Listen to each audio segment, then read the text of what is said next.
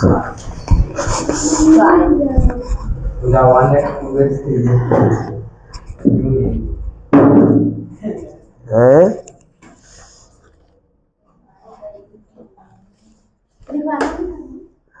है? कुछ नहीं लिखवाना है। चलिए, सभी को जय हिंद प्यारे छात्रों। नमस्कार है, प्रणाम भी है। और अभी ज्योग्राफी सब आया कह रहे हैं अभी तक? ये सबको सब आया नहीं है कि लग रहा है कि थोड़ा सा सर लेट से पढ़ाएंगे? नहीं, हमें पता है। हमारे तक कभी कभी कल हो गया जैसे है। अच्छा से तो अच्छा, हमने अधिकतर इससे पहले हम खनिज संसाधन के बारे में पढ़ा रहे थे। खनिज संसाधन को सब चीज बता चुके हैं। खनिज संसाधन लिखवा भी चुके हैं। चूना पत्थर कोयला उला सब लिखवा ही दिए। तो खनिज भी खत्म हुआ गया था। खनिज भी क्या है, समाप्त है। अब थोड़ा सा दूसरा है हमारा, तो प्राकृतिक संसाधन के बारे में पढ़ना है। किसके बारे में? प्राकृतिक संसाधन। तो प्राकृतिक संसाधन को हम अभी लेकर के चलते हैं। हाँ, अलग ही टॉपिक है ये, प्राकृतिक संसाधन। प्राकृतिक संसाधन। तो अच्छा, संसाधन के बारे में हमने पढ़ ही लिया है पिछले क्लास में कि संसाधन किसे कहते हैं। तो संसाधन उसे कहते हैं, संसाधन उसे कहते हैं जो मानव आवश्यकताओं को क्या किया जाता है, पूर्ति करते हैं। हाँ, संसाधन होते नहीं, संसाधन बनाए जाते हैं। ये बात किसने कहा था? जिमरमैन ने। किसने कहा था? जिमरमैन ने। क्या कोई दिक्कत है यहाँ तक? यहाँ तक तो कोई दिक्कत नहीं है। यहाँ से चलेंगे कि भारत के भूमि संसाधन। भारत पहले भूमि के बारे में हमको कि प्रकृति में एक भूमि दिया है। क्या दिया? भूमि। भूमि मतलब यहाँ से हमको भूमि के बारे में पढ़ना है कि मिट्टी के बारे में पढ़ना है कि भारत में जो मिट्टियाँ कितनी प्रकार के हैं। क्या? मिट्टी। मिट्टी कितनी प्रकार का है? तो देखो, भारत जो अपना देश है, अपना भारत है, कौन? भारत।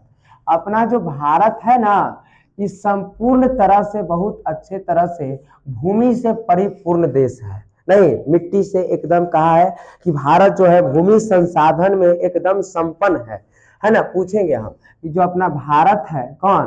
भारत भूमि संसाधन में, किसमें? भूमि संसाधन में, भूमि संसाधन में एकदम संपन्न देश है। कैसा देश है? संपन्न देश है, संपन्न देश है। हम पूछेंगे आपसे कि बताइए कि भारत जो अपना है तो भूमि संसाधन में कैसा देश है? एकदम संपन्न देश है ना। एकदम संपन्न मतलब अच्छा, भारत से अच्छा कोई दूसरे जगह का मिट्टी ही नहीं है। भारत में सभी प्रकार के फसलें है ना, कोई ऐसा फसल है जो भारत में नहीं हुआ? अधिकतर फसलें भारत में ही होते हैं। नहीं तो इसमें एक एनसीईआरटी में लिखा है कि भारत जो है भूमि संसाधन में, अच्छा भूमि एक संसाधन है कि नहीं है? भूमि एक संसाधन है, क्योंकि भूमि का भी तो हम उपयोग कर रहे हैं अपने विकास के लिए।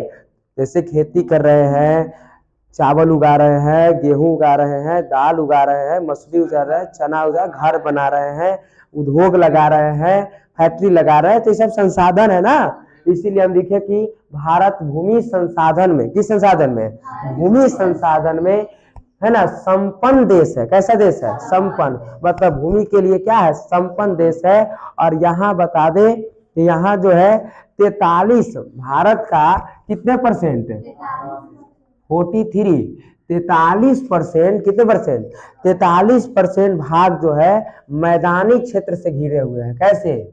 मैदानी। एक शब्द आ गया सर, ये मैदानी नहीं समझे, ये मैदानी क्षेत्र क्या है? मैदानी उसे कहते हैं जहाँ समतल मैदान होता है, न पहाड़ है न पर्वत है, एकदम बराबर है। क्या है? बराबर। तो हम पूछें कि भारत में कितने परसेंट क्षेत्र मैदानी क्षेत्र है?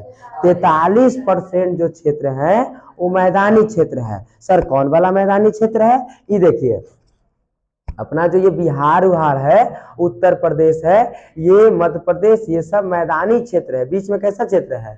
मैदानी। कुछ राजस्थान को लेकर के मतलब बराबर हो, गुजरात गुजरात ये सब जो बीच वाला जो है ना, ये सब कैसा क्षेत्र है? मैदानी क्षेत्र है। मैदानी क्षेत्र है।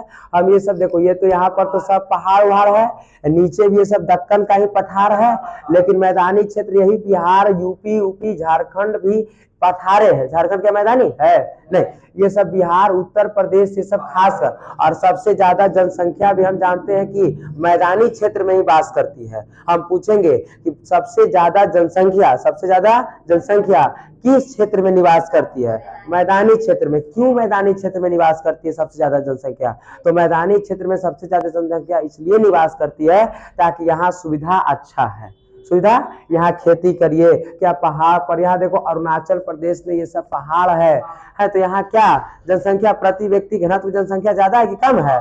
कम है, क्योंकि यहाँ पहाड़ पर्वत है, यहाँ अच्छे जीवन बीतते हैं, यहाँ पानी उपलब्ध है, खेती बाड़ी सब उपलब्ध है, यहाँ पहाड़ है, कखनी ढह जाएगा कोई पता नहीं चलेगा।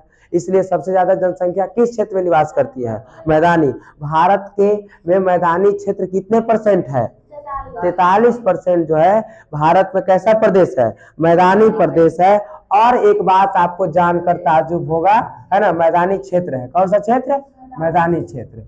मैदानी क्षेत्र है कहाँ में? भारत में। कितना परसेंट? 43%। 27% सॉरी हाँ 27% जो क्षेत्र है, कौन कितने परसेंट? 27% क्षेत्र जो है ये भूभाग पठार है। क्या है? भूभाग पठार है, भूभाग पठार है। सर ये पठार क्या है? तो जैसे अभी हम बताएं कि दक्कन का पठार, नहीं तो ये सब पठार है, सब पूरा नीचे वाला क्या है? पठार है। किसका पठार? दक्कन का पठार। कितना परसेंट? 27% दक्कन का पठार है। और यही दक्कन के पठार से ही जितने भी हमारा खनिज उनीज जो है वो सब यही दक्कन के पठार से निकलते हैं। जैसे तांबा एक खनिज है, नहीं कोयला खनिज है, और ये सब दक्कन के पठार से क्या है? निकलते हैं। उसके बाद 30% क्षेत्र, कितने परसेंट क्षेत्र? 30% क्षेत्र जो है, कितने परसेंट क्षेत्र? 30% क्षेत्र भाग पर पर्वतीय क्षेत्र है। क्या क्षेत्र है? पर्वतीय क्षेत्र है। 30% भाग पर, कितने परसेंट भाग? 30% भाग जो है पर्वतीय क्षेत्र है। अब देखिए सर पर्वतीय कहाँ है? तो देखो क्या ये सब अपना पर्वत है कि नहीं है? जम्मू कश्मीर, हिमाचल, उत्तराखंड, ये सब पर्वतीय क्षेत्र हो गया। सब यहाँ तक अरुणाचल कैसा पर पर्वतीय क्षेत्र हो गया। और ज्यादा वर्षा भी किस क्षेत्र में होता है? पर्वतीय क्षेत्र में होता है। आपने देखा किस प्रकार से पर्वत यहाँ पश्चिमी घाट खूब पानी पड़ा, खूब पानी पड़ा। आपने देखा राजस्थान में पर्वत है लेकिन ऐसे है तो पानी पड़ता है नहीं। देखा कि दिल्ली में खूब पानी पड़ता है। इधर देखे कि इधर गारो खासी जयंतिया के पास खूब पानी पड़ता है। कहाँ? मानसीराम के पास। और अरुणाचल प्रदेश के बाद खूब पानी पड़ता है। क्यों? क्योंकि पर्वत है। तो यहाँ से हमने ये बात तो जाना कि भारत के 43% जो भाग है, कितने परसेंट? 43% भाग है जो मैदानी क्षेत्र है। कैसा क्षेत्र? मैदानी क्षेत्र।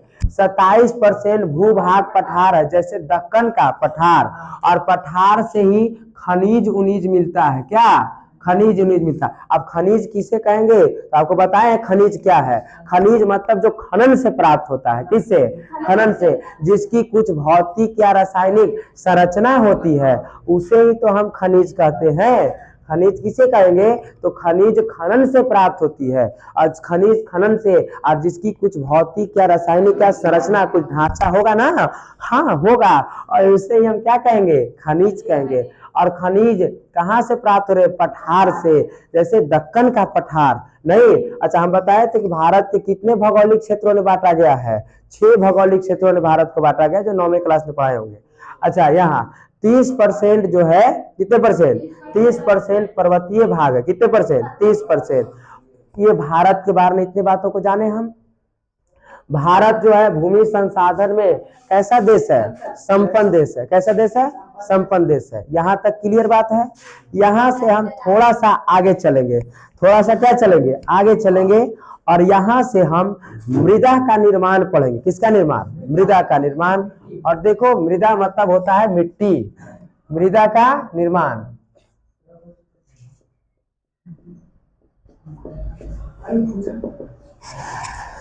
मृदा का निर्माण, कि मृदा का निर्माण आखिर कैसे होता है। मृदा मतलब क्या है? मिट्टी। तो मिट्टी का निर्माण जो होता है ये चट्टानों के टूटने फूटने से, चट्टानों के टूटने फूटने से भौतिक रासायनिक अपक्षय के द्वारा किसका निर्माण होता है? मृदा का निर्माण होता है। मृदा जो है पृथ्वी का सबसे ऊपरी परत होता है जिसमें उर्वरक शक्ति पाई जाती है। नहीं, मृदा जो है पृथ्वी के ऊपरी सतह होता है जिसमें क्या पाया जाता है, उर्वरा शक्ति होता है है ना। और उससे अभी ह्यूमस पर आएंगे कि ह्यूमस कैसे होगा, ह्यूमस कैसे होगा, मृदा का निर्माण कैसे हुआ, है ना। 9th लेवल में पढ़े हैं कि ह्यूमरस होता है, ये 10वां है, लेवल को बढ़ाएंगे थोड़ा सा, IQ लेवल को चेक करेंगे, है ना। तो यहाँ फिलहाल हम यहाँ आते हैं मृदा का। सबसे पहले तो मृदा का क्या करेंगे, निर्माण।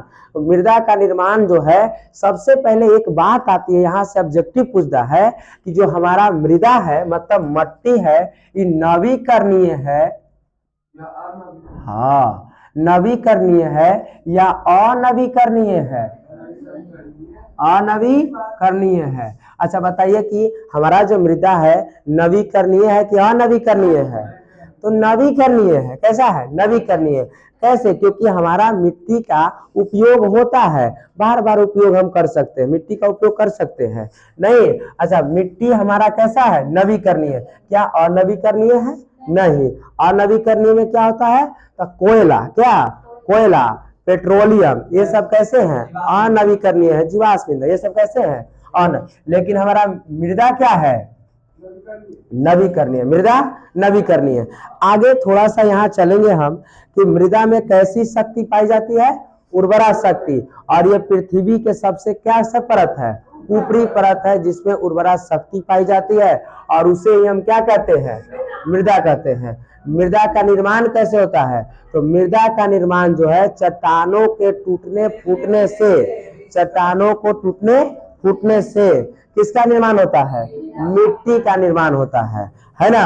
अब देखेंगे यहाँ से एक बात आती है, एक बात आती है यहाँ से कि एक सवाल आता है यहाँ से कि हाँ मृदा के, हाँ हाँ ये हो गया, इतना साइड नहीं लिखा है।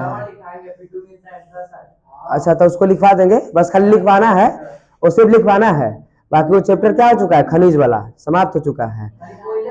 हाँ हाँ सिर्फ कोयले तक है, हाँ एक पे छोड़ना है, जब हम वो देखेंगे तो वो देखेंगे तो ये अभी सिर्फ ये, अभी हम जब तक मिट्टी को खत्म नहीं कर देते, हाँ हाँ पीछे वाला लिखवाएंगे, आज नहीं लिखवाएंगे, आज भर पेट पहले पढ़ाएंगे हम, क्या है कि कल हाँ 9 का 15 हो जाएगा, 9 15 हाँ।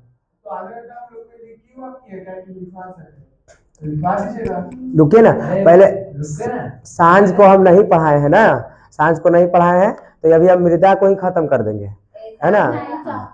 तो देखिए चुपचाप रहिए, बढ़िया से देखेंगे यहाँ तक क्लियर बात है ना, टाइम वेस्ट नहीं। सबसे पहले हम देखें कि मृदा जो है, मृदा, तो मृदा कैसा संसाधन है, नवीकरणीय।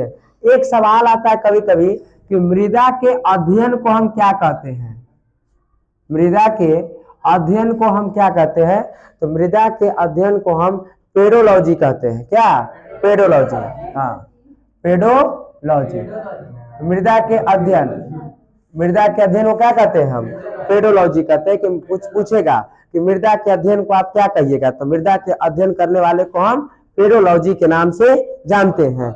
और देखो एक और सवाल पूछता है कि विश्व मृदा दिवस, विश्व मृदा दिवस कब मनाया जाता है, तो विश्व मृदा दिवस जो है वो 5 दिसंबर को मनाया जाता है। विश्व मृदा दिवस 5 दिसंबर को मनाया जाता है।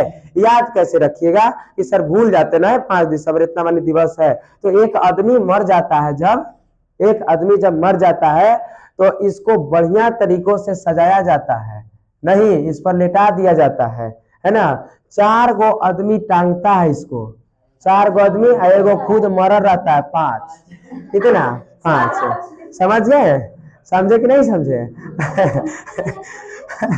मृदा है ना 5 दिसंबर को मनाया जाता है। ये 5 आपको याद रहेगा तो दिसंबर ऑटोमेटिक याद रहेगा, नहीं है ना, है ना।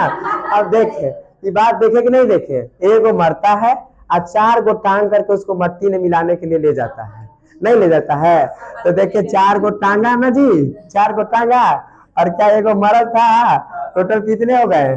इसीलिए मृदा दिवस कब मनाया जाता है, कोई दिक्कत, हाँ ठीक है ना। आगे थोड़ा सा चले, एकदम चलेंगे।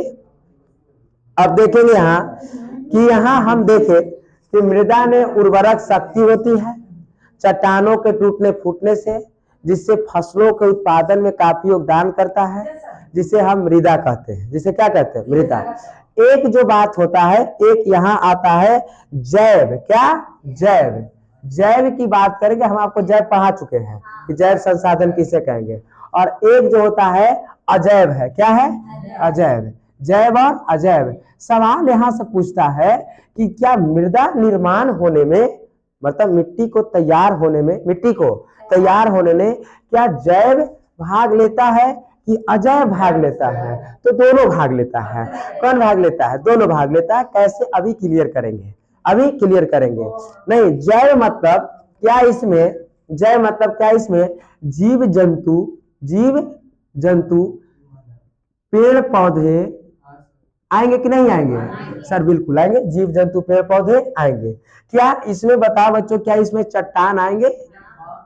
चट्टान आएंगे, है ना? चट्टान, नदी, तालाब जितना भी है, क्योंकि ये सब अजैव है, जिसमें जान नहीं होता है उसको अजैव है। और देखो कि ये जो जीव जंतु पेड़ पौधे, जीव जंतु पेड़ पौधे, और इधर चट्टान, जीव जंतु पेड़ पौधे, इधर चट्टान, क्या दोनों मिलकर के ही ना मिट्टी का, इधर चट्टान टूटता फूटता है, ये जीव जंतु नीचे दब जाता है ना? दब गने के बाद यही पेड़ पौधे से ही, इससे जो जीव जंतु और पेड़ पौधे, जीव जंतु और पेड़ पौधे, जब जीव जंतु और इसको मिटा देते हैं, हाँ इसको मिटा देते, जीव जंतु और पेड़ पौधे, जीव जंतु और पेड़ पौधे की ही वजह से, जीव जंतु और पेड़ पौधे की वजह से इसी को गलने सड़ने से ह्यूमरस की मात्रा होती है ना? ह्यूमस की, किसकी? ह्यूमस की, है ना? ह्यूमस ठीक निकल है। हाँ हाँ, तो आप एक प्रक्रिया बताइए कि जंतु और पेड़ पौधे वहां प्रक्रिया अभी चलते हैं, है ना? किसकी? ह्यूमस की। और ह्यूमस किससे निकला? ह्यूमस जीव जंतु और पेड़ पौधे से, जीव जंतु और पेड़ पौधे से।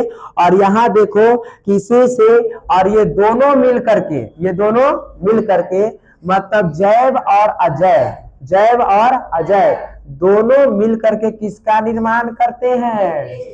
मिट्टी का निर्माण होता है। अच्छा, उसके बाद थोड़ा सा, यदि यही ह्यूमस की मात्रा, किसकी मात्रा? ह्यूमस की मात्रा अगर अधिक होगा, यदि ह्यूमस की मात्रा अधिक होगा तो हमारी जो मिट्टी होगी, हमारी मिट्टी होगी वह अम्लीय होगी। कैसी होगी? अम्लीय। अगर ह्यूमस की मात्रा अधिक होगी तो मिट्टी कैसी होगी? अम्लीय। यदि ह्यूमस की मात्रा कम होगी, हाँ तो ह्यूमस की मात्रा कम होगी तो हमारी मिट्टी कैसी होगी? क्षारीय। कैसी होगी? क्षारीय। यदि ह्यूमस की मात्रा और कम हो जाएगी, है ना, यदि ह्यूमस की मात्रा और कम हो जाएगी तो वो क्षारीय नहीं, वो कैसी हो जाएगी? अम्लीय हो जाएगी। कैसे हो जाएगी? हाँ, लवणीय हो जाएगी। सॉरी, कैसे? लवणीय। अगर ह्यूमस की मात्रा और कम हो जाएगी तो हमारा मिट्टी कैसा हो जाएगा? लवणीय हो जाएगा। और उससे कम कैसे होगा, है ना? अच्छा, ह्यूमस कहाँ से आया? तो ह्यूमस जीव जंतु और पेड़ पौधे से, है ना? अपशिष्ट के सड़ने गलने से ही ह्यूमस का निर्माण होता है। किसका? ह्यूमस का निर्माण होता है। और भारत के जितने भी मिट्टियां हैं उस सब में ह्यूमस की कमी है। किसी कमी है? ह्यूमस की कमी है। और इसीलिए जब ह्यूमस की कमी है तो इसमें यूरिया छीटा जाता है, डीएपी छीटा जाता है ना? अच्छा, कैसे ह्यूमस की कमी? अच्छा, क्यों पेड़ पौधे, जैसे यहाँ अगर कोई बिहार में पेड़ पौधे गिर जाते हैं, पेड़ पौधे गिर जाते हैं तो उसको सब उठा करके ला करके अपना जला दिया कि चलो जरना करेंगे। क्या करेंगे? जरना। लेकिन क्या इधर जो हमारा ये पर्वतीय क्षेत्र में जो है, इधर पेड़ पौधे गिरते हैं, टूट फूट कर गिरते हैं, तो क्या यहाँ कोई पेड़ पौधे को लाने ढोने जाता है? वही में सड़ जाता है। मतलब हमको ये पता बात चला कि सर आप तो ये कहना चाह रहे हैं कि इसका मतलब कि पर्वतीय क्षेत्रों में ह्यूमस की मात्रा ज्यादा होती है, इसका मतलब? जी बिल्कुल नहीं, है ना? कुछ नहीं, है ना? तो हम पूछे कि पर्वतीय क्षेत्र में ह्यूमस की मात्रा ज्यादा होती है कि कम होती है? किस क्षेत्र में ह्यूमस की मात्रा कम होगी? तो स्थलीय मतलब मैदानी क्षेत्रों में। किस क्षेत्रों में? मैदानी क्षेत्रों में ह्यूमस की मात्रा कम होती है, और इसीलिए जो किसान है वो क्या छींटता है? डीएपी, यूरिया, पोटाश, मारे खाद छींटले है ना। उसके बाद भी आएंगे, उसके बाद आगे थोड़ा सा हम चलेंगे। हाँ, खाद छींटने से खास ह्यूमस की मात्रा कम होती है ना, तो ह्यूमस की मात्रा कम है तो उसको छींट करके ह्यूमस की मात्रा को बढ़ा सकते हैं, ताकि हमारा फसल अच्छा हो सके, उपजाऊ हो सके। समझ गए? आगे चले। हाँ, अब यहाँ से क्या इतना बात तक दिक्कत है? एक बार फिर से इसको एक बार वंस मोर कर दे, एक बार बढ़िया से, है ना। एक बार बढ़िया से देखेंगे, हम एकदम याद हो जाना चाहिए। हमारा एक ही मकसद 5-6 मिनट पढ़ाए, याद करवा देंगे, है ना। कल एक फोन आ गया था, कहा नहीं किससे, क्या घर से फोन आ गया, तो बोले क्या नहीं मम्मी थी, क्या था कि रोज रोज तो छुट्टियां रखते हैं, है ना। ऐसा कभी छुट्टी रोज रोज हम नहीं करते, करते हैं कभी छुट्टी रोज रोज नहीं करते, है ना। अब कहा नहीं कोई नहीं नहीं नहीं, ऐसा बात नहीं है, क्योंकि हम जो मैं खुद हमारे घर के दादी डेट कर गई से हम नहीं गए पढ़ाने के चक्कर में, है ना, नहीं जाते हैं हम। अब परीक्षा था ना, अब परीक्षा था तो बताइए परीक्षा, अच्छा अगर हम इतनी घड़ी जाते तो 8वीं का क्लास बंद हो जाता, 9वीं का क्लास बंद हो जाता, आपका ही क्लास बंद हो जाता। स्कूल में नहीं जाते तो हम एक क्लास के चक्कर में 4 क्लास को बर्बाद करते हैं नहीं ना। तो हम सोचे कि रातें काहे नहीं जाते हैं, और रात के कॉलेज देखा क्या है। हमको बड़ा दुख लगता है जी, कोई कह देता है कि अब कौन कहते हमको पता नहीं था, है ना। अब नमो नहीं लिखल था तो हम भगा ही देते, है ना। एक दिन सिर्फ छुट्टी दिए जान, कहीं आज तक छुट्टी नहीं देते हैं। 10 तबियतों खराब रहता तैयो पढ़ाते हैं, चलो पढ़िए लिखिए। तो यहाँ देखे हम कुछ भारत के बारे में हम चले थे। भारत यहाँ से, भारत भूमि संसाधन में एक संपन्न देश है ना। भूमि के लिए अपना भारत एक संपन्न देश है, भूमि के लिए, है ना। एकदम मैदानी सारा क्षेत्र मेरे में सर्व गुण संपन्न है हम, नहीं भारत नहीं। और देखेंगे हम, यहाँ देखे थे कि भारत में 43% जो क्षेत्र है वो मैदानी क्षेत्र है। मैदानी क्षेत्र, सर मैदानी क्षेत्र क्या है? तो जहाँ समतल होते हैं, बराबर होते हैं। हम बताए थे कि यही जो बिहार, गुजरात जो है, ये सब ये बीच वाला जो क्षेत्र जो हो गया, झारखंड कुछ लेकर के, ये सब कैसा क्षेत्र है? मैदानी क्षेत्र है, मैदानी क्षेत्र है ना। और ये देखिए कि 27% क्षेत्र जो है, कितने परसेंट? 27% क्षेत्र जो है वो भूभाग पठार है। हम बताए थे ये सब जो है हमारा दक्कन का पठार है नीचे, और 27% क्षेत्रों में दक्कन का पठार है, और पठार से ही जो है खनिज निकलता है। खनिज किसे कहते हैं हम बताए थे, है ना। खनिज किसे कहते हैं बताए थे। हाँ, जो खनन से निकलता है, जिसके भौतिक या रासायनिक संरचना होती है, उसे खनिज कहते हैं। बहुत अच्छी बात। बच्चों वहां देखो कि हम लिखे हैं कि 30% पर्वतीय भाग है। तो क्या ये सब कुछ पर्वतीय भाग है? ये सब पूरा पर्वत है। कुछ हमारा ये पश्चिमी घाट पर्वत श्रृंखला है, और कुछ हमारा ये पूर्वी घाट, और कुछ पश्चिमी घाट पर्वत श्रृंखला है। तो 30% क्षेत्र पर्वतीय है। उसके बाद हम थोड़ा सा आगे बढ़े और हम लिखे कि मृदा का निर्माण, किसका निर्माण? मृदा में उर्वरक शक्ति होती है, मृदा में उर्वरक शक्ति होती है। और मृदा के निर्माण को हम, अर्थात मृदा के अध्ययन को हम पेडोलॉजी कहते हैं। विश्व मृदा दिवस 5 दिसंबर को मनाया जाता है ना। ये तो नहीं बोलिएगा। अच्छा, ये देखिए मृदा, हम बताएं कि मृदा कैसा संसाधन है? नवीकरणीय संसाधन है। मृदा जो है जैव की अजैव से होता है, तो दोनों से। जैव से ही किसकी मात्रा होती है? ह्यूमस की। यदि ह्यूमरस की मात्रा अधिक हुई तो मिट्टी कैसी होगी? यदि ह्यूमस की मात्रा कम होगी तो मिट्टी क्षारीय है। यदि मिट्टी की मात्रा, अच्छा अरे बोलहू दिया करो जी, है ना। अजैव में चट्टान है, अजैव में चट्टान है, और इसी सब को मिलने से किसका निर्माण हुआ? मिट्टी का। क्या कोई दिक्कत यहाँ तक? क्या इसको मिटा रहे? थोड़ा सा हम मिट्टी के परिच्छेदिका के बारे में जानेंगे। किसके बारे में? परिच्छेदिका के बारे में, कि मिट्टी के परिच्छेदिका क्या है। मिट्टी के मतलब कितने भाग में बांटा गया है, कहाँ से मिट्टी निर्माण हो रहा है। एकदम बाल के खाली खाली खखोर ले गया, है ना। तुम जहाँ सोचोगे नहीं वहां हम पहुंच जाते हैं, है ना। हाँ, क्योंकि हम किसके? हम केजीएस वाले हैं नहीं जी, है ना, हम किसी वाले हैं, केजीएस वाले हैं। नहीं, लोगों की जहां से सोच खत्म हो जाती है वहां से हमारी शुरू होती है ना, तो हम केजीएस वाले नहीं तो अरे जल्दी में करो ना जी।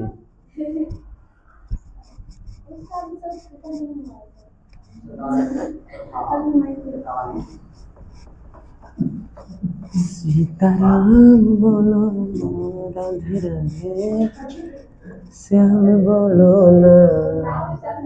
आपका एक को दिन क्लास बंद नहीं होगा, लक्ष्मी पूजा हो, सरस्वती पूजा हो, कोई दिक्कत नहीं है ना, एकदम क्लियर है। आगे हम यहाँ चलेंगे तो हाँ अच्छा मृदा, अब सुनेंगे समझ नहीं आएगा, सुनेंगे सुन के फिर हम हल्ला करेंगे। मृदा प्रच्छेदिका, मृदा प्रच्छेदिका,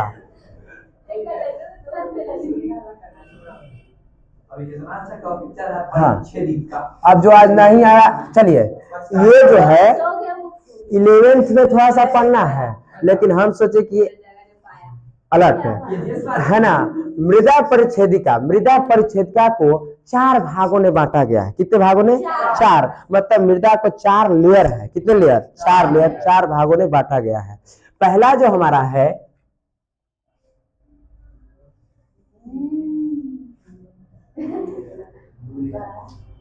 ठीक है ना, 4 लेयर में हमारा मृदा को बांटा गया है। पहला जो हमारा मृदा है वो ए लेयर है, मतलब इसी को क लेयर में बांटते हैं। दूसरा जो है हमारा बी लेयर है, उसको ख में बांटते हैं। और तीसरा तो जान ही रहे हैं कि सी है, मतलब उसको किससे बांटते हैं? ग लेयर में बांटते हैं। और चौथा जो है आधारी चट्टान है ना। चौथा क्या है? आधारी चट्टान है, आधारी चट्टान है। बढ़िया से हम देखेंगे, बढ़िया से। हाँ आधारी क्या है? समझ गए है ना। आधारी क्या है? चट्टान है। मायने ये रखता है कि हम पढ़ा रहे हैं क्या, मायने ही नहीं रखता कि हम लिख रहे हैं क्या, है ना। बोल रहे हैं ना, ठीक है तो है ना। तो क लेयर, कौन सा लेयर? क लेयर। दूसरा ख लेयर, तीसरा ग लेयर, और चौथा आधारित चट्टान। यही मृदा का क्या है? परिच्छेदिका है। सर यहाँ क्या क्या हो रहा है? तो यहाँ यहाँ जो है मृदा के परिच्छेदिका ने, यहाँ फर्स्ट में जो है कि ये मृदा का निर्माण हो चुका है, यहाँ मृदा का निर्माण हो चुका रहता है। जितना भी पौधे को शक्ति, पोषक, खनिज, लवण, है ना, पानी, जल इसी क्षेत्र में दिया जाता है, इसी क्षेत्र में दिया जाता है, ताकि पौधा वृद्धि और क्या करे? विकास करे।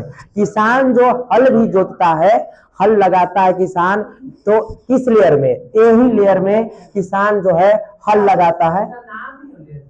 ए लेयर, हाँ यही नाम है। क्या लेयर? A layer.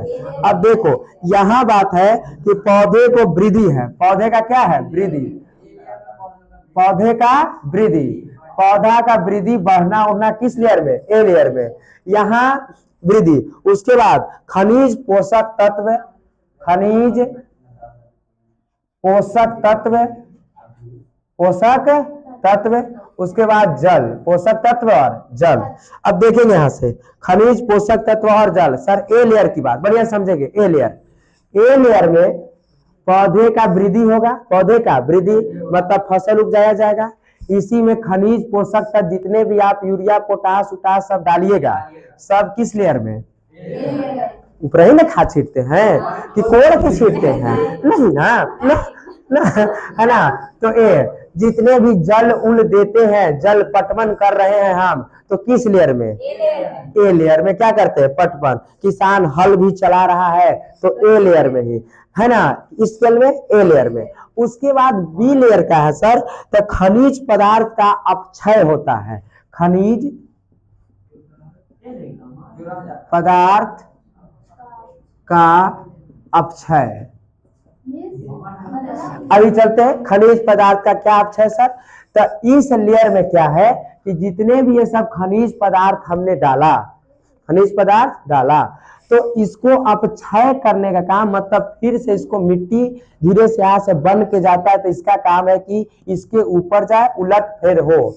जब खेत बंजर रहता है तो सबसे पहले किसान जो है मिट्टी का जुताई करता है। जुताई कर देने से नीचे का मिट्टी ऊपर आ जाता है, मतलब ये बी लेयर वाला कुछ ऊपर आ जाता है, कुछ ए लेयर वाला जो मिट्टी में कमियां रहती है कुछ कुछ और नीचे जाकर के ये पूरा कर लेते हैं, किससे मिल करके, बी से मिल करके। तो इसका कोई खास काम नहीं है। ये जो है सिर्फ खनिज पदार्थ का क्या कर देता है, अपक्षय कर देता है। अपक्षय मतलब ये हुआ कि कुछ जो इसमें कमियां जो रहा, मिट्टी ऊपर नीचे मिल करके अपना क्या काम कर लिया, पूरा काम कर लिया, तो ये क्या हुआ, अपक्षय हुआ। तीसरा जो लेयर है, इसी लेयर तीसरे लेयर में मृदा निर्माण की प्रथम प्रक्रिया शुरू हो जाती है। मृदा निर्माण की प्रथम प्रक्रिया यही से सवाल पूछता है आपसे, ई और ई सवाल पूछता है, दो गो सवाल पूछता है।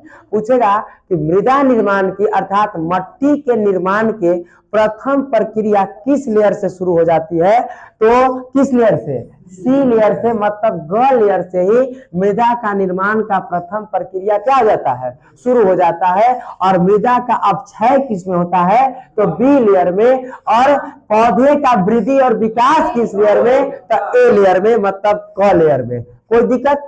अच्छा, तीन आधारी चट्टान क्या है, तो आधारी चट्टान का मतलब है कि इसमें जो है मिट्टी कुछ नहीं चट्टान के रूप में है, यही चट्टान टूटे फूटेगा तो यहां से जाकर के किस लेयर में जाएगा, तो इसका कोई काम है, कोई काम नहीं। यही ना चट्टान, अभी ना हमने देखा कि चट्टाने के टूटने फूटने से धीरे धीरे जब चट्टानमा टूटे फूटेगा तो ये किसमें, सी लेयर में जाएगा, और सी लेयर से मृदा का निर्माण का प्रथम प्रक्रिया स्टार्ट हो जाएगा।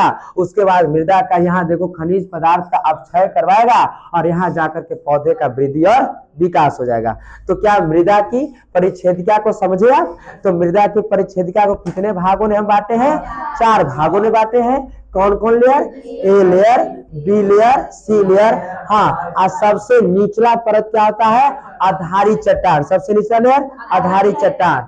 ए लेयर में ही पौधे के वृद्धि और विकास के लिए खनिज पोषक तत्व जल की आपूर्ति करते हैं, है ना। बी लेयर में खनिज पदार्थ का अपक्षय होता है, मतलब मिट्टी को उलट पुलट होता है, जुताई हुआ तो मिट्टी उलट पुलट हो गया, कमियां हुआ से क्या हुआ, दूर हुआ। उसके बाद सी लेयर बड़ा इंपॉर्टेंट है, मृदा के निर्माण के लिए प्रथम प्रक्रिया सी लेयर में नहीं। हाँ, और ये देखे कि आधारी चट्टान यही टूटेगा तो यहाँ जुटेगा, समझ गए ना। क्या मृदा की परिच्छेदिका में कोई दिक्कत है, कोई दिक्कत ना। एक स्टेप आगे चले जी, बिल्कुल। क्या मजा आ रहा है कि नहीं, है ना। और आगे चले जरा सा और देखेंगे थोड़ा सा हम कि उसके बाद कि अब हम भारत में मिट्टी के प्रकार के बारे में चलेंगे। किसके प्रकार के, मिट्टी के प्रकार की। भारत में कितनी प्रकार की मिट्टियां हैं, ऐसे तो कितने किताबों में, कोई में 6 देता है, कभी 4 है, तो कभी 7 है, तो कभी 8 है, लेकिन यहाँ एनसीईआरटी के अनुसार कुछ 2 संस्था है, 2 क्या है, संस्था है, और उसी के अनुसार वो जो कह दिया वो करना है हमको। तो अब ये कर देना।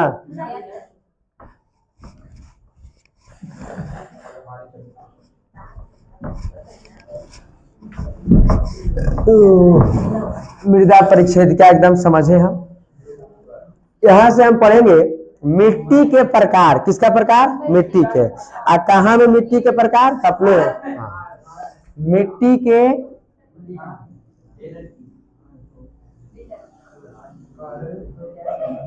मिट्टी के प्रकार। किसका प्रकार, मिट्टी के प्रकार। और देखिए कि मिट्टी के प्रकार, कृषि एक बात है, कृषि के आधार पर, किसके आधार पर, कृषि के आधार पर एक संस्था है जिसका नाम है ICAR। पहला ICAR है ना, सुनो बढ़िया से, ICAR ये कृषि के आधार पर, किसके आधार पर, कृषि, भारतीय कृषि अनुसंधान केंद्र, भारतीय कृषि अनुसंधान केंद्र ICAR। इसका फुल फॉर्म बताएंगे, इंडियन, हाँ अरे हमको बोले नहीं ना रहा इंग्लिश, वाह, है ना, Indian conciliation of agriculture research, agriculture research, समझे? मतलब Indian counselling of agriculture research, Indian counselling of agriculture research मतलब भारतीय कृषि अनुसंधान केंद्र, भारतीय कृषि अनुसंधान केंद्र है।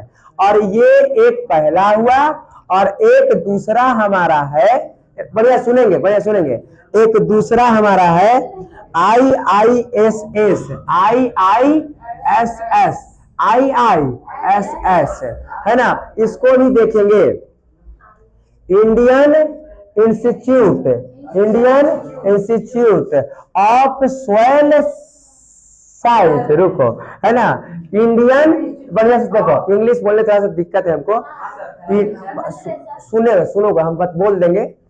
इंडियन इंडियन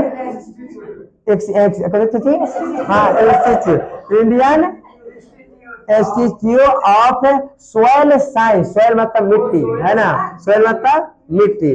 तो और इन दोनों के आधार पर, इन दोनों के आधार पर, यही दोनों के आधार पर इसी मिट्टी को कितने भागों में बांटा गया है? 8 भागों में बांटा गया। कितने भागों में बांटा गया है?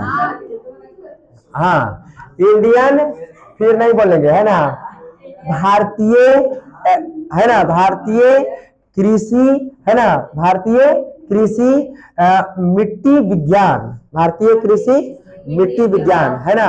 और देखो कि ये दोनों क्लियर है आपको। हम फुल फॉर्म, आपको इंग्लिश आता है तो आप बढ़िया से पढ़िएगा, समझ, हम फुल फॉर्म सब लिखवा देंगे। फिलहाल में 2 ठो आया, पहला जो आया ये कृषि के लिए, किसके लिए?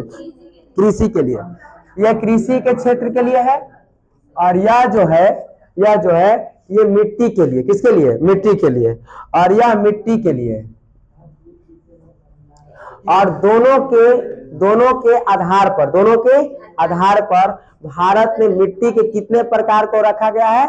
8 प्रकार में। कितने प्रकार में? 8 प्रकार में, है ना। अब देखेंगे यहाँ हम कि पहला हमारा कौन सी मिट्टी है, पहला हमारा कौन सी मिट्टी है। तो सबसे पहले पहला मिट्टी को हम चलेंगे। पहला जो हमारा मिट्टी होती है वो होती है, पहला हमारा जलोढ़ मिट्टी। कौन सा मिट्टी? जलोढ़ मिट्टी। दूसरा जो हमारा होता है, तो दूसरा हमारा होता है काली मिट्टी। कौन सा मिट्टी? काली मिट्टी।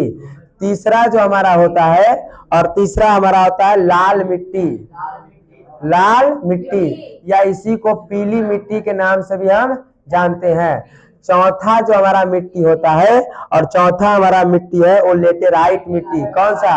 लेटेराइट मिट्टी। और जो पांचवा जो हमारा मिट्टी होता है वो मरुस्थलीय मिट्टी, मरुस्थलीय मिट्टी। और जो अब हमारा जो छठा जो मिट्टी है वो पर्वतीय है। कौन सा है? पर्वतीय मिट्टी। और इसी को वनीय मिट्टी के भी नाम से हम जानते हैं। कौन सा? वनीय मिट्टी के नाम से भी हम इसको जानते हैं। छठा के बाद जो हमारा सातवां जो मिट्टी है वो लवणीय मिट्टी है। कौन सा? लवणीय मिट्टी है। और जो छठा सातवां, आठवां जो हमारा मिट्टी है और वो है दलदलीय मिट्टी, या इसी को पीट मिट्टी के नाम से जानते हैं। समुद्र किनारे जो दलदलीय मिट्टी, बोलो सब बता दे। दलदलीय मिट्टी या उसी को कहते हैं कौन सा? पीट मिट्टी। कौन? पीट मिट्टी। हाँ बोलो। दोमट। हाँ तो काली मिट्टी के ही ना स्थानीय नाम दोमट मिट्टी या देवपुर मिट्टी है ना। तो ये भारत में हमारी कितने प्रकार की मिट्टियां पाई जाती है? 8 प्रकार की। पहला हम देख ले कौन सा मिट्टी? जलोढ़ मिट्टी। दूसरा, तीसरा, चौथा, पांचवा, समझ गए। अब देखो कि जलोढ़ मिट्टी के बारे में पहले हम नक्शा से आपको दिखा देते हैं, उसके बाद एक एक बातों को हम चलेंगे। पहले नक्शा दिखा देते उसके बाद एक एक बातों को चलेंगे कि जलोढ़ मिट्टी की क्या खासियत है, इसमें कौन सी क्या किसकी मात्रा होती है, कहाँ कितने क्षेत्रों में है, कहाँ यहाँ है। तो इसको पहले हम नक्शा पर दिखा देते हैं, उसके बाद हम आगे चलते हैं। तो देखिए नक्शा पर, आप लोग नहीं देखिएगा, है ना।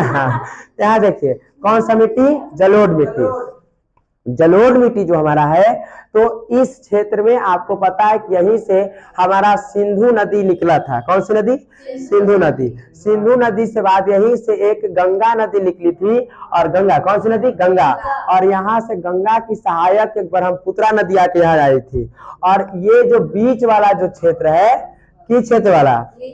बीच वाला जो क्षेत्र है, ये बीच वाला क्षेत्र है हमारा कौन सा मिट्टी? जलोढ़ मिट्टी। जैसे बिहार, उत्तर प्रदेश और ये मध्य प्रदेश वाले कुछ जो क्षेत्र है, ये जो बीच वाले क्षेत्र हो गए, ये सब मैदानी क्षेत्र वाले जो हो गए, वो कौन सा मिट्टी जो होता है? जलोढ़ मिट्टी। कौन सा मिट्टी? जलोढ़ मिट्टी। जलोढ़ मिट्टी का जो निर्माण होता है, ये अपने कहता है कि नदी से जलोढ़ मिट्टी का निर्माण होता है। किससे?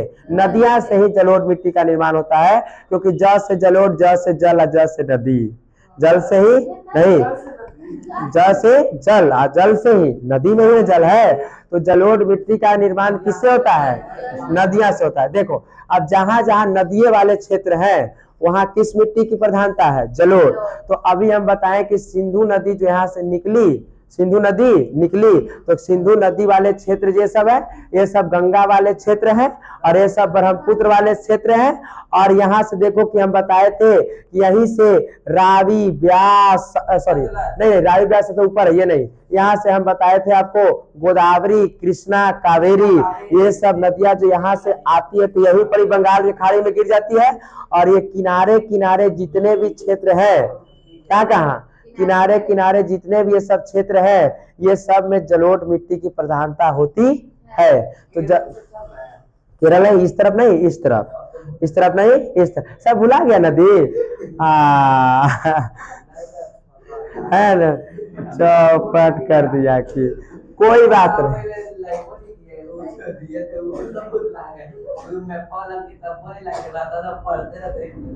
अच्छा, उसके बाद हम थोड़ा सा काली मिट्टी पर चलेंगे। कौन सी मिट्टी पर? काली मिट्टी पर। तो काली मिट्टी की, अच्छा, काली मिट्टी के स्थानीय नाम रेगुल मिट्टी होती है। कौन सा मिट्टी? रेगुल मिट्टी। काली मिट्टी, चुप रहो, काली मिट्टी मुख्य रूप से यही तेलंगाना के क्षेत्र में, इसके क्षेत्र में काली मिट्टी की क्या होती है? प्रधानता पाई जाती है। उसके बाद हम देखेंगे लेटेराइट मिट्टी, सॉरी, लाल मिट्टी या पीली मिट्टी। लाल मिट्टी या पीली मिट्टी। लाल या पीली मिट्टी का निर्माण जो है, ये इसी क्षेत्र में थोड़ा सा, ये दक्कन के पठार से नीचे, अर्थात ये यहाँ पर तो हम देखें कि यहाँ तो किस मिट्टी की? जलोढ़ मिट्टी के है, जलोढ़ थोड़ा सा ऊपर, ये सब क्षेत्रों में जो है कौन सी मिट्टी की प्रधानता होती है? तो लाल या पीली। लेटेराइट मिट्टी की, जहाँ 200 सेंटीमीटर से वर्षा अधिक हो जाती है, वहां लेटेराइट मिट्टी की। जहां पानी ज्यादा पड़ता है, तो क्या केरल में लेटेराइट मिट्टी की है ना? केरल में लेटेराइट मिट्टी की अधिकता होगी? तो सर होगी। क्या इधर कुछ पहाड़ी क्षेत्र में, गारो, खासी, जयंतिया, असम के क्षेत्रों में पानी ज्यादा पड़ती है, तो क्या लेटेराइट मिट्टी की अधिकता होगी? सर बिल्कुल होगी। उसके बाद हम थोड़ा सा आते हैं मरुस्थलीय। तो मरुस्थलीय मतलब कहाँ में है ना? राजस्थान में कौन सी मिट्टी? मरुस्थलीय मिट्टी। उसके बाद पर्वतीय बनिए, तो पर्वतीय, तो क्या पर्वतीय ये सब आपको दिखाई दे रहा है ना कि सर ये सब जो है कैसा मिट्टी है? पर्वतीय मिट्टी है। पर्वतीय के बाद कौन सा हमारा मिट्टी है? लवणीय। तो लवणीय मिट्टी का निर्माण कहाँ होगा? तो लवणीय मिट्टी का जो निर्माण है, वो यही समुद्र के तट, जब नदियां सब आके ढाल को ले आती है, रगड़ते, तो लवणीय सगरों से ढाल ले आती है, पूरा बाढ़ उड़ाया, जहां तहां से कचरा को खींच के ले आया, तो सब समुद्र तटीय ही क्षेत्र को कैसे मिट्टी है? लवणीय मिट्टी का निर्माण है। और देखो, दलदलीय मिट्टी की बात करें या पीट मिट्टी की बात करें, तो गंगा और ब्रह्मपुत्रा नदी के ही क्षेत्र में सब दलदलीय मिट्टी का क्या है? निर्माण होता है। तो ये बातों को यहाँ तक चले कि नहीं चले? क्या मिट्टी के बारे में जाने कि नहीं जाने? अब एक एक मिट्टिया के बारे में पढ़ेंगे, एक एक मिट्टी के बारे में पढ़ेंगे कि आखिर जलोढ़ मिट्टी किसके लिए है, जलोढ़ मिट्टी में किसकी मात्रा होती है, किसकी कमी होती है जलोढ़ मिट्टी में, तो ये सब के बारे में अभी हम चलते हैं। फिलहाल यहाँ तक क्लियर बात ना? क्लियर ना? किनके अनुसार पर मिट्टी को 8 प्रकार में बांटा गया है? तो ICAR और IISS। देखो 4 भी है और 4 भी है, क्या 8 है? हाँ, तो कोई दिक्कत है? आगे थोड़ा सा बढ़ जाए जी, बढ़ जाते हैं।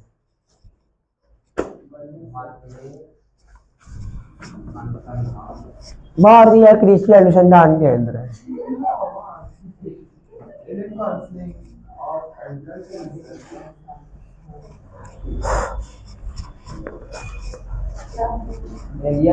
सीता माता की उम्र।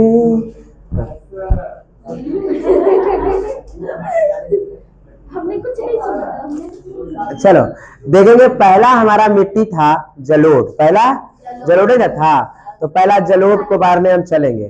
पहला कौन सा मिट्टी हमारा था? जलोढ़। एक मिनट, थोड़ा सा वीडियो या रोको तो जी, बढ़िया से रोकना, कट जाएगा तो बट मार मारेंगे। लंबा तो है नहीं। हो गया जी। चलिए देखिए, तो पहला हमारा कौन सा मिट्टी हम चलेंगे? जलोढ़ मिट्टी। कौन सा मिट्टी? जलोढ़ मिट्टी। और जलोढ़ मिट्टी के बारे में अभी हम जानेंगे। ज से जलोढ़ और ज से जल। ज से जलोढ़ और ज से जल। तो जल की बात है, और जल कहाँ? नदी में, अर्थात नदियां के द्वारा। किसके द्वारा? नदियों के द्वारा ही। किसके द्वारा? नदियों के द्वारा ही जलोढ़ मिट्टी का निर्माण होता है। नदियों के द्वारा ही जलोढ़ मिट्टी का निर्माण होता है। कोई दिक्कत है? अच्छा, यहाँ से देखिए कि इसमें जो है जलोढ़, जैसे देखो ये अपना क्या है? भारत है। और भारत है ना, और ये क्या है? भारत है। और भारत की गंगा यमुना का सहयोग कहाँ है? संगम संगम। प्रयागराज है ना, है ना। शॉर्ट वीडियो देखो ना। अच्छा आगे चले, वहां हम सब संगम नदी पर करने से नदी कैसे निकला है, क्या किया है, पता हमको है। यहाँ से निकली है सिंधु नदी। कौन सी नदी? सिंधु नदी। समझ गए? कौन सी नदी? सिंधु। और यहाँ से ये जो निकला है हमारा, ये है गंगा नदी। कौन सी? गंगा। और ये गंगा के सहायक नदी ब्रह्मपुत्रा। गंगा के सहायक नदी ब्रह्मपुत्रा। उसके बाद बात करें, और इधर से कुछ न छोड़ेंगे, है ना।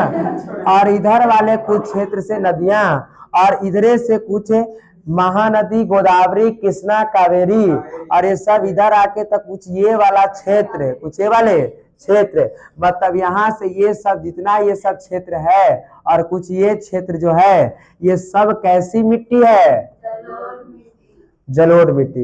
मतलब जितने भी नदियां वाले क्षेत्र है, क्योंकि अभी हमने पढ़ा कि नदियों के द्वारा ही जलोढ़ मिट्टी का निर्माण होता है। तो जितने भी ये सिंधु के, अच्छा ऊपरे हम क्यों नहीं गए? क्योंकि ऊपरे कौन सा मिट्टी होगा?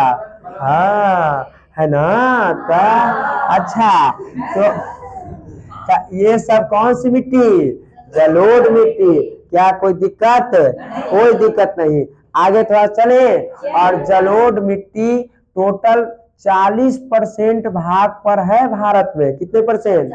40% भाग पर कौन सी मिट्टी का विस्तार है? जलोढ़ मिट्टी का विस्तार है। जरा और सुनो, थोड़ा सा इसको खखोर के पूछ देते हैं। नहीं, इसमें जो है इसका कण, किसका? जलोढ़ मिट्टी के कण। जलोढ़ मिट्टी का कैसे कण होते हैं, महीन होते हैं, कैसे होते हैं? तो इसको देखिए, यदि जलोढ़ मिट्टी का कण जो है एकदम कम है, कैसा है? कम, मतलब एकदम छोटा छोटा महीन कण है, कम है। कितना है? कम है। जब कम है तो इसको, इस मिट्टी को हम तराई मिट्टी के नाम से जानते हैं। कैसे मिट्टी? तराई मिट्टी के नाम से जानते हैं। तराई, अब मिट्टी नहीं लिख रहे हैं, समझ जाना है कि तराई मिट्टी के नाम से जानते हैं। यदि इस मिट्टी, यही जलोढ़ मिट्टी के कण, अच्छा यहाँ जलोढ़ मिट्टी है, ठीक है ना, यही जलोढ़ मिट्टी के कण जब कम होता है, छोटा छोटा कण में होता है, तो तराई मिट्टी के रूप में होता है। और इसी जलोढ़ मिट्टिया कणवा, इसी जलोढ़ मिट्टिया के कणवा, कणवा नहीं कण, ठीक ना, इसी जलोढ़ मिट्टी के कण अगर मोटे मोटे दिखाई देंगे, कैसे? मोटे मोटे दिखाई देंगे, तो इस मिट्टी को हम कौन सी मिट्टी कहते हैं? तो इस मिट्टी को हम ग्रेवल के नाम से जानते हैं। क्या कहते हैं? ग्रेवल कहेंगे। कि क्या कहेंगे? ग्रेवल, है ना। ग्रेवल, ग्रेट खाली नहीं, क्या? ग्रेवल। जब इसका कण कैसा दिखाई देगा? मोटा, तब कैसा? ग्रेवल। थोड़ा कम दिखाएगा तो तराई। बड़े और बात है इसमें, है ना, थोड़ा सा और खखोरेंगे इसको, है ना। यहाँ देखेंगे, यदि नहीं, हाँ अभी अभी सब सब सब आते हैं, तुम सबर करो जरा। नहीं हाँ है अभी ये सब यही पर मार देंगे ना इधर से, रहा नहीं जाते तो हम आ रहे हैं ना उस पर, है ना, क्या उगाया जाता है, राहे नहीं जाता, राहो रुको जरा, है ना, राहा मत करो तुम। हम अभी बोले हैं कि अभी ना बोले हैं कि केजीएस का यही सिद्धांत है कि जहां से लोगों के सोच क्या हो जाए, खत्म हो जाए, और वहीं से हम क्या करते हैं, सोच ही रहे हो कितना अंदर से जाएंगे हम, सोच रहे हो ना। तो आगे इसके बाद तो मोटे, अगर जलोढ़ मिट्टी के कण कैसे हो, मोटे, तब क्या उसको कहेंगे, ग्रेवल। जब जलोढ़ मिट्टी का कण कण कम होगा, कैसा होगा, कम होगा, तो उसको क्या कहेंगे, तराई कहेंगे।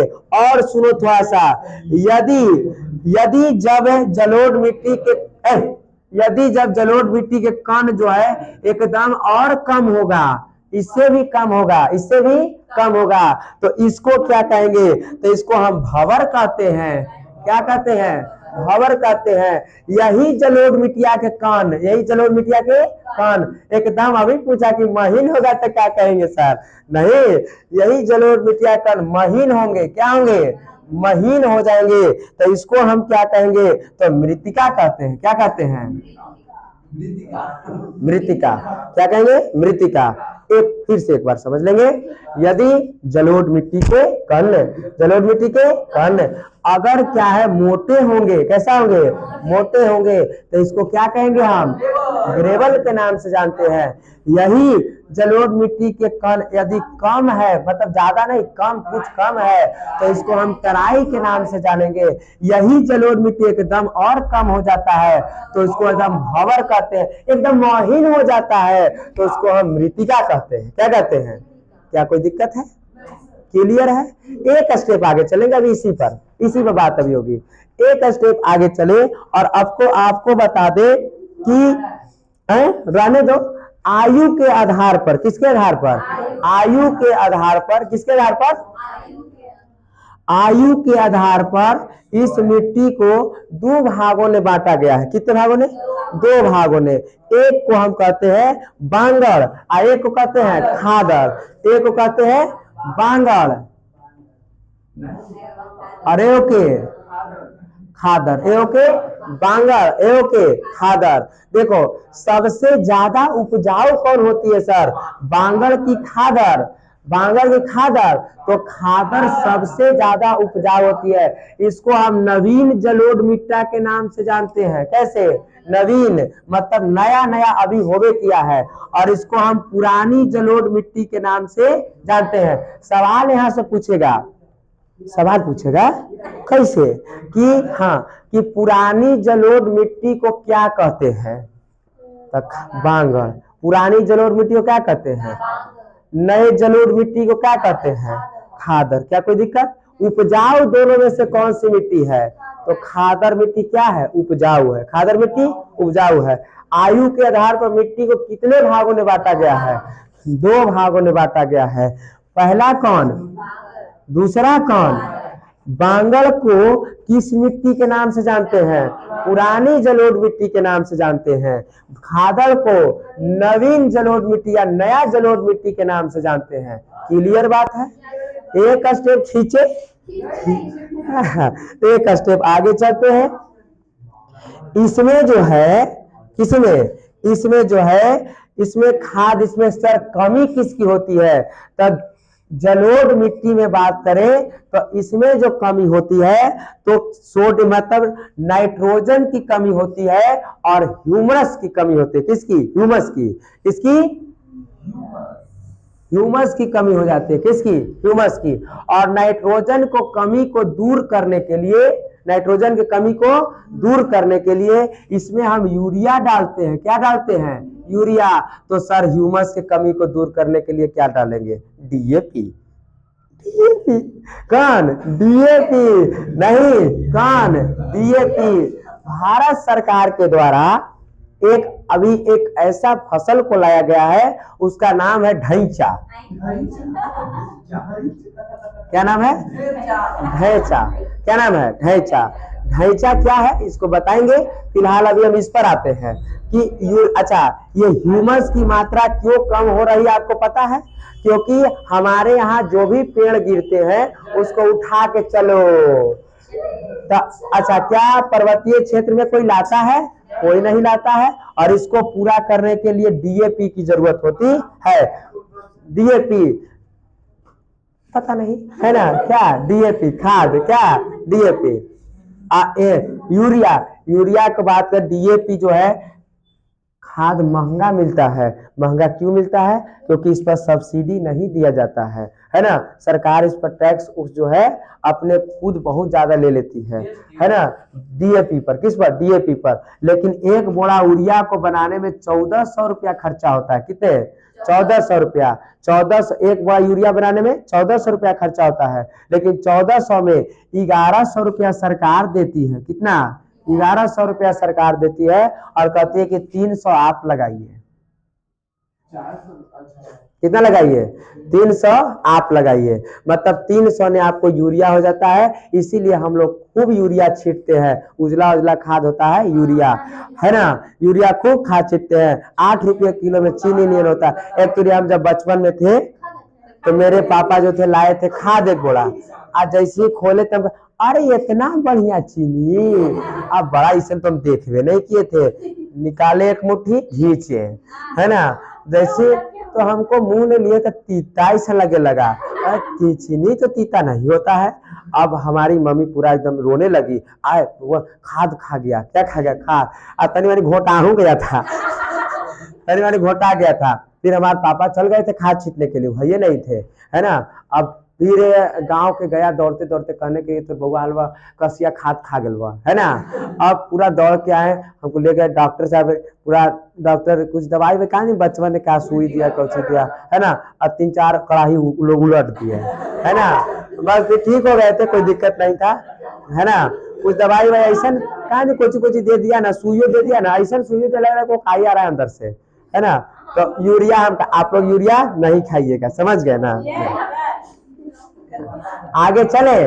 हाँ, अब देखिए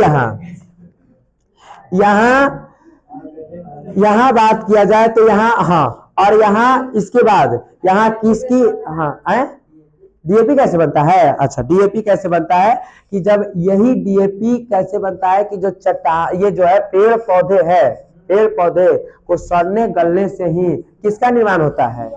डीएपी का निर्माण होता है। क्योंकि अभी हमने ह्यूमस की मात्रा, और अभी हमने ह्यूमस जाने थे ना, जब बता रहे थे कुछ जैव संसाधन, जैव में और अजैव में। जैव में पेड़ पौधे, और पेड़ पौधे के ही टूटने से, गिरने से, पेड़ पौधे के पत्ते उत्ते से किसकी होती है? ह्यूमस की। एक ढांचा है, क्या है? ढांचा। ढांचा का उपयोग सरकार फ्री ने ब्लॉक के द्वारा, किसके द्वारा? ब्लॉक समझते हैं? ब्लॉक के द्वारा, किसके द्वारा? ब्लॉक के द्वारा ढांचा का बीज मिलता है। क्या मिलता है? बीज। ढांचा कोई फसल नहीं है। ढांचा काला जी, हाँ, काला रहता है। डीएपी जाके मोबाइल पर देखो ना, सर्च करके, काला दिखाई देगा, है ना। अब देखो ढांचा, कौन सा? ढांचा की बात करें तो ढांचा ब्लॉक में, हर एक ब्लॉक में फ्री में मिलता है किसानों को। अब नहीं देता है तो नेतवा सब खा जाता है ना। तो फ्री में दिया जाता है, फ्री में दिया जाता है ढांचा का बीज। और ये ढांचा का बीज बढ़ करके बड़ा हो जाता है, और बढ़ करके जब बड़ा हो जाता है फिर किसान इस ढांचा को इसी के साथ खेत को जुताई कर देता है। जुताई कर देने के बाद यही ढांचा उसी में पटवन करके सड़ जाता है, और सड़ गिला के बाद यही किसमें बदल जाता है? तो क्या फिर ह्यूमस की मात्रा बढ़ गई? तो फिर फसल अच्छा होगा नहीं। और इसमें किसकी फसलें की जाती है? जलोढ़ मिट्टी में किसकी फसलें की जाती है? तो आप देख रहे हैं कि बिहार में हमारा किसकी फसल नहीं होती है? धान की, गेहूं की, हर एक प्रकार की फसल हमारी जलोढ़ मिट्टी में किया जाता है। क्या जलोढ़ मिट्टी में कोई दिक्कत है? फिर से एक बार कर दे इसको, एक बार फिर से कर दे। चलो फिर से। जलोढ़ मिट्टी का निर्माण जल मतलब नदियों से होता है। किसके द्वारा? नदियों के द्वारा जलोढ़ मिट्टी का निर्माण होता है। उसके द्वारा हम जाने कि जलोढ़ मिट्टी कितने % क्षेत्रों में है? 40%। हम पूरा देखें कि जलोढ़ मिट्टी कैसे, ये कौन सी नदी? सिंधु नदी। कौन सी नदी? गंगा। कौन सी नदी? और इधर से जो सब नदियां मिली, इधर से नदियां जाके, है ना, कृष्णा, गोदावरी, कावेरी, महानदी। अरे बड़ी महान था, तो महानदी महान था तब जी गोदी में उठा ले, तो गोदावरी बड़ी महान था तो महानदी, तो महान था तब तो जी गोदी में उठा लिए गोदावरी। गोदी में देखे तो कृष्ण भगवान निकले, कृष्णा इनको कावेरी लेके चले गए। समझ गए? नालायक कितना बताए, ज्योग्राफी तो नहीं पढ़ाए हैं? चिल्लाते चिल्लाते सब हमारा देख के ऐठन छूट गया था, हैं? और है ना, हम क्या नहीं भूल रहे हैं, है ना। आगे चलते थोड़ा सा, है ना। तो अगर जलोढ़ मिट्टी के कण अगर मोटे होते हैं तो उसको कैसे मिट्टी कहते हैं? ग्रेवल। जब थोड़ा सा कम होते हैं तो उसको तराई। जब एकदम महीन होते हैं तो भंवर, मृतिका। जब महीन होते हैं तो मृतिका, और जब एकदम कम हो जाते हैं तो भंवर। आयु के आधार पर जलोढ़ मिट्टी कितने भागों ने?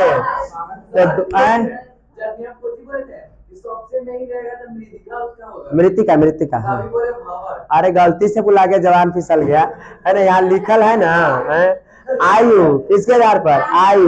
आयु के आधार पर मिट्टी को कितने भाग है? 2। पुराने जलोढ़ मिट्टी को बांगर, नए जलोढ़ मिट्टी को खादर। और ये था जलोढ़ मिट्टी के बारे में। किसी मिट्टी के बारे में? जलोढ़। आगे हम चलते हैं किस मिट्टी के बारे में, तो आगे है मिलेंगे छात्रों हम अगले एपिसोड में। फिलहाल आज के लिए इतना ही।